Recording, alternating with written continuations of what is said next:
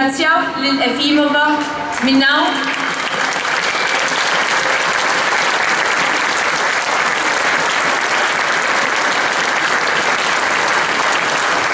Nirringrazzjawha ta' dak kollu li għamlet u li qed tagħmel minkejja li qed tpoġġi ħajjitha f'periklu. Issa jmiss lil Godfrey Farrugia jindirizza din il-manifestazzjoni.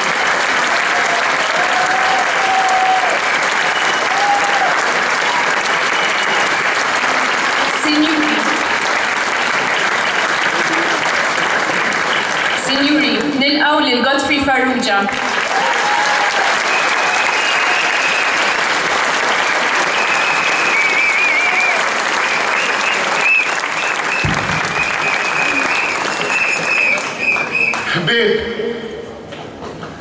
Kulħadd f'pajjiż qed jaraf li wasal il-ħin tal-bidla. Fil-pajjiż hawn sens ta' realizzazzjoni illi qed tiġri xi ħaġa ġdida li qatt ma rajna bħala. Sens ta' realizzazzjoni li kulħadd xeba minn politika ta' naħa u ta' oħra, tal-iswed u tal-abjad, ta' nofs il-poplu ġewwa u nofs il-poplu barra. Wasal iż-żmien li jkollna l-kuraġġ li niksru il-forma tal-politika tal-firda. Li issa dejqet il-kulħadd qasmet postijiet tax-xogħol, qasmet familji. Trid tisbaħ għodwa tal-għaqda. Ma jinteressanix x'għamiltu u x'ivvutajtu fil-passat. Jinteressani fejn se naslu flimkien. Nistgħu naslu għal dan kollu biss jekk intom tingħaqdu magħna u tivvutaw għal bidla f'dan il-pajjiż. Ejjew naħdmu flimkien sabiex niksbu għal uliedna pajjiż li jisħoq ilhom. Ejjew magħna f'dan il-moviment. Il-bibien huma miftuħa għalikom. Smajnikom. Smajna minnkom. Għarafna l-iżbalji tagħna. Imdilna u biddilna. Issa ejja flimkien imbidlu lil dan il-pajjiż tagħna. Bidla fid-direzzjoni tfisser tmexxija li tieħu azzjoni fuq affarijiet li huma importanti għalik. Bidla fid-direzzjoni tfisser li se nindirizzaw l-ekonomija fuq waħda li hija bbażata fuq suċċess iżda li nibnu fuq dak li hemm. Bidla fid-direzzjoni tfisser soċjetà fejn kulħadd ikollu sehem xjagħti, fejn kulħadd jingħata iċ-ċans. Bidla fid-direzzjoni tfisser li jkun hawn gvern ġdid li jkun kburi li jservikom. Gvern ta' poplu kollu li jservi l-poplu Malti u Awċi. Ejjew magħna, ingħaqdu magħna, iktbu din l-istorja magħna. Nisa u rġiel, pensjonanti u ħaddiema, self-employed u studenti. Grazzi. Grazzi tal-li qed tkunu protagonisti f'dan il-moviment li jien wieħed minnkom. Ejjew nuru lil kulħadd li wasal iż-żmien għaż-żgħażagħ ta' pajjiżna. Ejjew nuru x'riżultati kapaċi niksbu. ejjew nagħtu pajjiżna lura lill-poplu. Għax pajjiżna huwa tiegħek, huwa tiegħi, huwa ta' kulħadd. Għaliex Malta hija tagħna lkoll.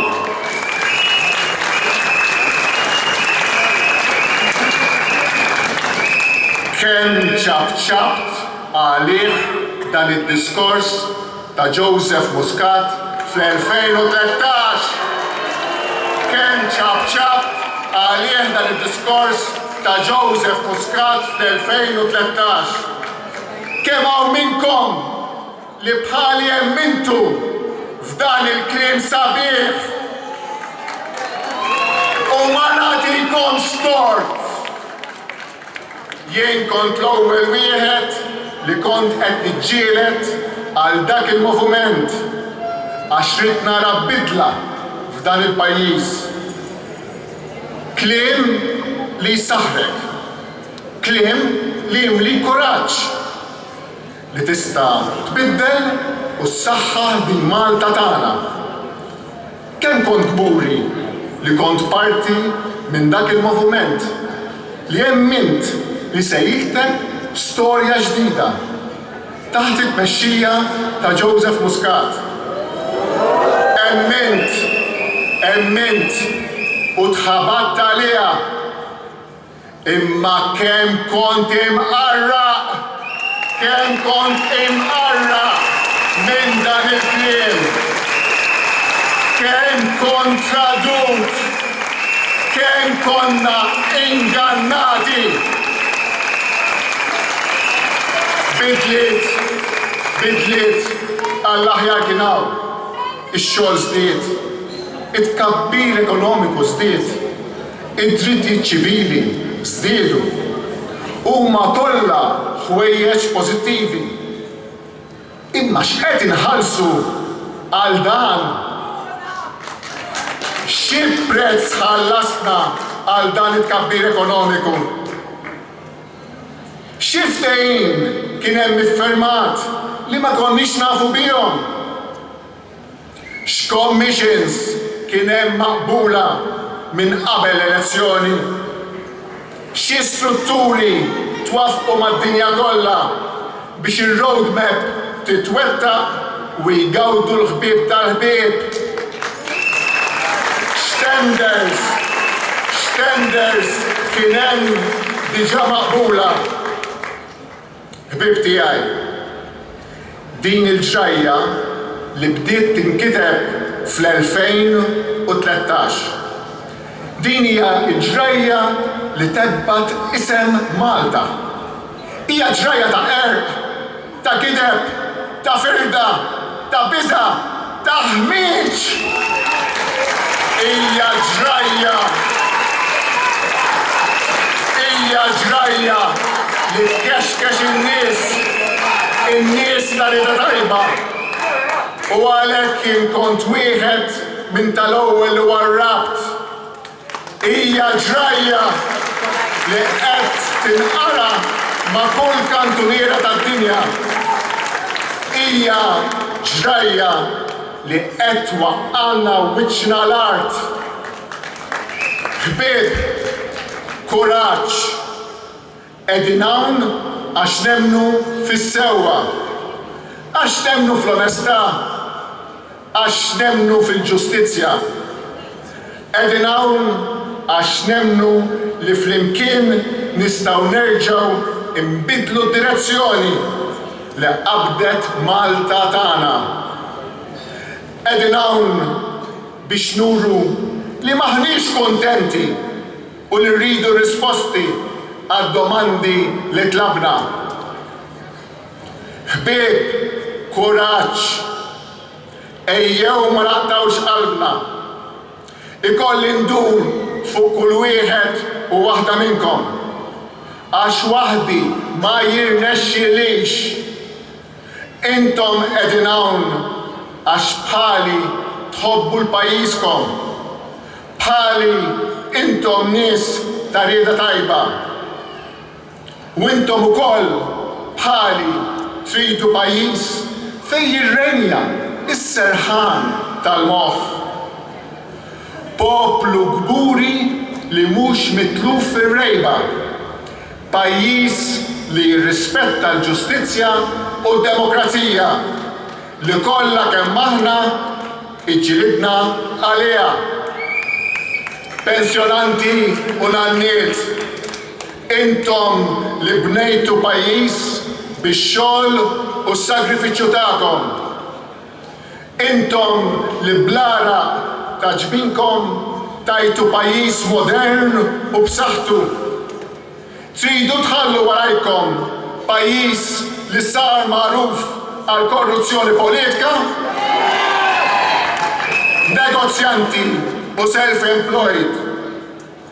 Nemmen li hawn ix-xogħol, però intom stess tafu u tħossu li maħniex qed nibnu ekonomija fuq il-pedamenti sodi.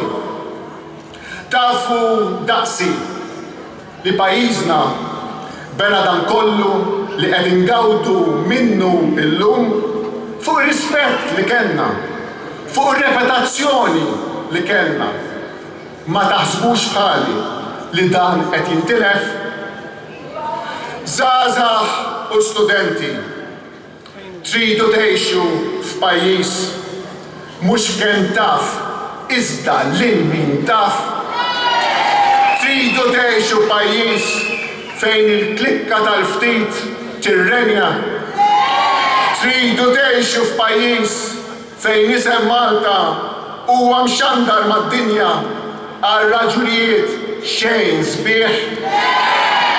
Ħbieb la qegħdin hawn miegħi ir-rum ir-risposti ta' fuqhom.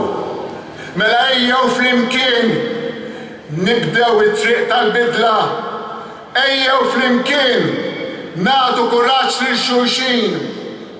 Ejjew niġġieldu għall-verità, għall-ġustizzja, għas-sewwa, għad-demokrazija.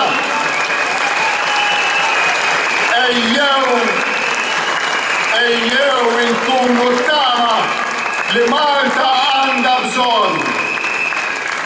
Ejjew fisem is-sewwa inkomplu nkunu l-vuċi li twassal il-messaġġ tat-tama.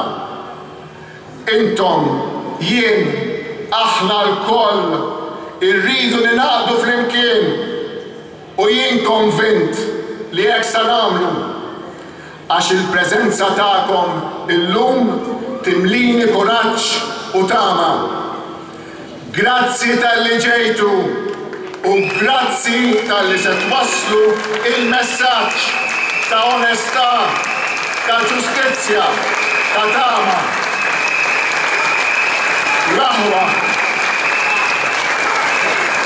L-aħwa jien naf li aħna l-koll nafu li kif qaltilna tant tajjeb Defni, there are crooks everywhere, the situation is desperate. Imma ejja nagħmlu kuraġġ, ejja naħdmu flimkien, ejja niftakru li aħna Maltin u għawxin l-ewwel u b'determinazzjoni nieħdlu għal pajjiżna f'dal mument tal-prova. Grazzi u grazzi mill-qalb.